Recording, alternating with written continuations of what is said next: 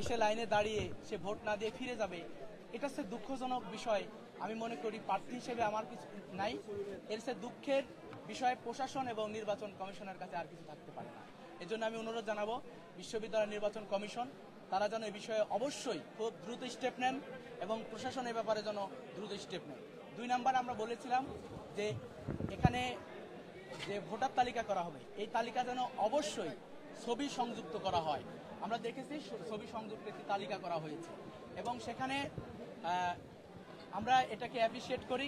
আমরা আরেকটি প্রস্তাবনা দিয়েছিলাম যে অবশ্যই অমোচনীয় কালির ব্যবহার করতে হবে। আমি মাত্র ভোট দিয়ে আসলাম, এই যে আমার হাতের অবস্থা দেখেন, এই কালিটা হচ্ছে মুছনীয় একটা কালি। মাত্র ভোট দিয়ে বের হয়েছি, আমার হাত থেকে কালি চলে গেছে। তো আমরা বলতে চাই যে আমরা দীর্ঘ আলাপ করলাম, আলোচনা করলাম, নির্বাচন কমিশন কমিটমেন্ট করলেন যে তোমাদেরকে এমন কালি দেওয়া হবে যে তোমরা 15 দিন পর্যন্ত তুলতে পারবা না, প্রধান নির্বাচন কমিশনার নিজেই বলেছেন।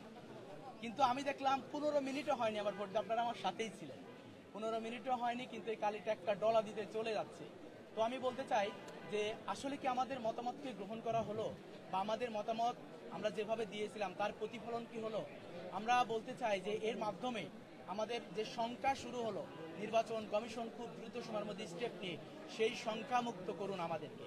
আমরা মনে করি এই কালি মোচনের মধ্য দিয়ে একটা সংখ্যার জায়গায় তৈরি হলো, নিরপেক্ষতা নিয়ে আমাদের প্রশ্ন থেকে যাবে, এই ক্যাম্পাসের 28,000 শিক্ষার্থীর প্রশ্ন থেকে যাবে। কারণ এই আলোচনা শুধু প্রার্থীদের সাথে হয়নি, এই আলোচনার সকল শিক্ষার্থীকে নিয়ে হয়েছিল যে অমোচনীয় কালির ব্যবহার করা হবে। আমরা বলতে চাই আপনারা নিরপেক্ষ ভূমিকা পালন করুন, সুন্দর একটি নির্বাচন অনুষ্ঠিত হোক। আপনারা যে জায়গায় যে স্টেপ নিয়েছেন সব যেন শিক্ষার্থী বান্ধব হয়, এ ব্যাপারে আমরা অনুরোধ জানাবো। আপনারা দুটি অভিযোগ করলেন, একটা হচ্ছে যে ধীরগতি, আর একটা হচ্ছে যে অমোচনীয় কালি মুছে যাচ্ছে। এছাড়া সার্বিক পরিস্থিতি সম্পর্কে বলেন। সার্বিক পরিস্থিতি যদি আমরা বলি, আমরা গত পরশুদিন একটা সংবাদ সম্মেলন করেছিলাম, সেখানে 2টি বিষয়ে আমরা কথা বলেছি। 1 নম্বরে যে বিষয়টা ছিল সেটা হলো যে ভোটের দিন কুইক রেসপন্স স্ট্রিম দিতে হবে। আমরা জাতীয় নির্বাচন থেকে শুরু করে গুরুত্বপূর্ণ নির্বাচনগুলোতে দেখি নির্বাহী ম্যাজিস্ট্রেট দেওয়া হয় বা যিনি রিটার্নিং অফিসার উনি বিশেষ ক্ষমতায় কুইক রেসপন্স করেন।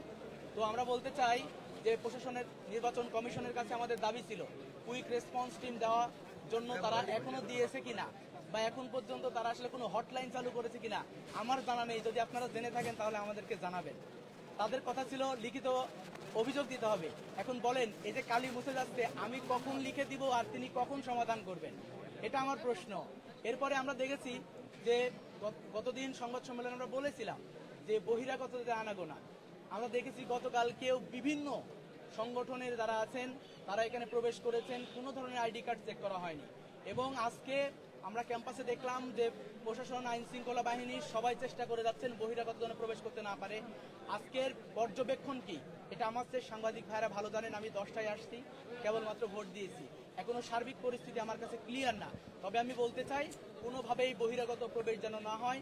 আমাদের এই 2300 করে ভোটার এবং প্রার্থী, শিক্ষক, কর্মচারী তারা যেন নির্বিঘ্নে ভোটের সার্বিক কার্যক্রমে অংশগ্রহণ করতে পারে, সেটা বাস্তবায়ন করতে হবে। সর্বশেষ ফলাফল সম্পর্কে বলেন, মেনে নেবেন কিনা? যেমন এই ফলাফল প্রথম থেকেই আমার মনে হলো যে একটি শঙ্কার মধ্যে দিয়ে নির্বাচন শুরু হলো। আমরা বলতে চাই প্রশাসন যদি নিরপেক্ষতা, সুষ্ঠু ভোট গ্রহণ এবং সার্বিক পরিস্থিতি যদি পজিটিভ রাখেন, আমরা অবশ্যই ফলাফল মেনে নিব এবং যারাই বিজয়ী হবে আমরা তাদের সাথে কাঁধে কাঁধ মিলে কাজ করব।